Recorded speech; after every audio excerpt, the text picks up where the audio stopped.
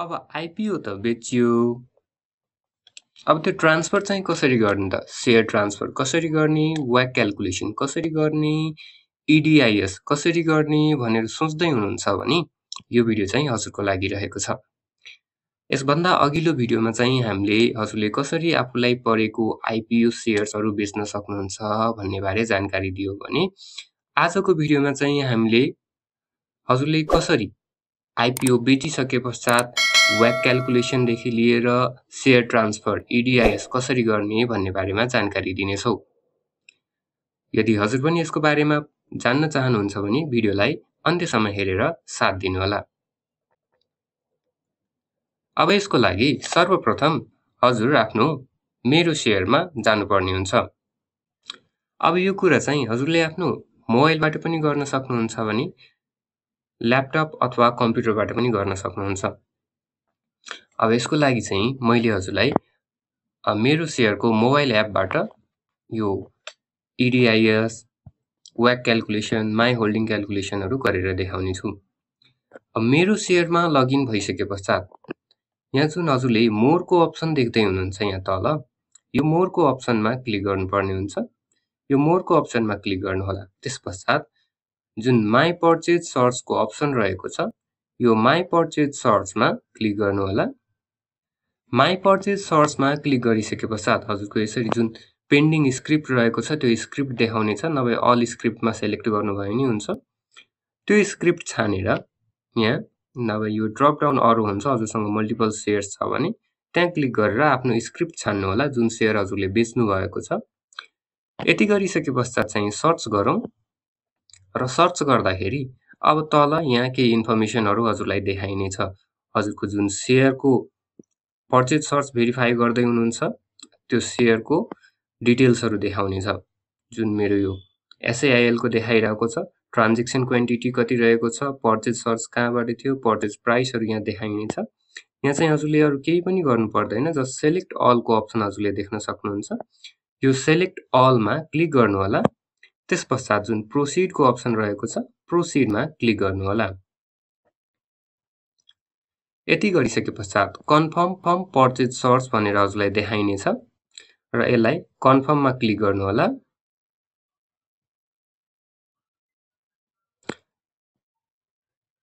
Purchase search verification भइसके पश्चात my होल्डिङ्समा जानु होला।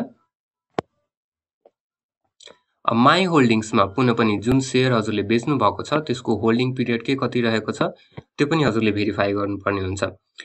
उक्त स्क्रिप्ट छानेर अथवा त्यो कम्पनी छानेर यहाँ सर्चमा क्लिक गर्नु होला।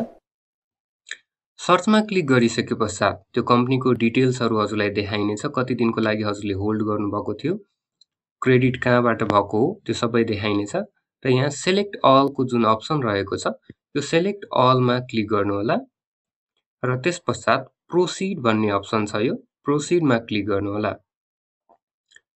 अब प्रोसिडमा क्लिक गरिसके पश्चात अपडेट भनेर छ, सो अपडेटमा क्लिक गरौँ। अपडेटमा क्लिक गरिसके पश्चात पुनः पनि हजुरलाई कन्फर्म माई होल्डिङ्स भनेर यो देखाइरहेको छ। यहाँ चाहिँ कन्फर्म गरौँ, कन्फर्ममा क्लिक गर्नु होला र यति गरिसके पश्चात माई होल्डिङ्स सेभ्ड सक्सेसफुली भनेर देखाइरहेको छ। यसलाई डिसमिस गरिदिन सक्नुहुन्छ। अब माई होल्डिङ्स पनि क्याल्कुलेट भइसके पश्चात पुनः पनि ब्याक जानु होला। ब्याक गइसकेपछि फेरि यो मोरको अप्सनमा क्लिक गर्नु होला र यहाँबाट अब चाहिँ हामी माई इडिआइएस भनेर जुन अप्सन रहेको छ यो माई इडिआइएसमा क्लिक गर्नु होला। माई इडिआइएसमा क्लिक गरिसके पश्चात अब चाहिँ यहाँ विभिन्न अप्सन देख्न सक्नुहुन्छ हजुरले। Transfer request report, transfer shares, no delivery trades भनेर, नम्बर अफ डेलिभरी ट्रेड्स भनेर। सो अब यहाँ चाहिँ ट्रान्सफर शेयर्स भन्ने अप्सन जुन रहेको छ बिचमा यो ट्रान्सफर शेयरमा क्लिक गर्नु होला। यति गरिसके पश्चात चाहिँ अब हजुरको यहाँ देखाउने छ हजुरको शेयरको डिटेल्सहरू। यो भ्यू डिटेल्समा क्लिक गर्नु होला। भ्यू डिटेलमा क्लिक गरिसके पश्चात पुनः पनि यसलाई यो जुन चेक बक्स रहेको छ यसमा सेलेक्ट गर्नु होला र सेलेक्ट गरिसके पश्चात प्रोसिडको अप्सन हजुरले देख्न सक्नुहुन्छ। प्रोसिडको अप्सनमा क्लिक गर्नु होला।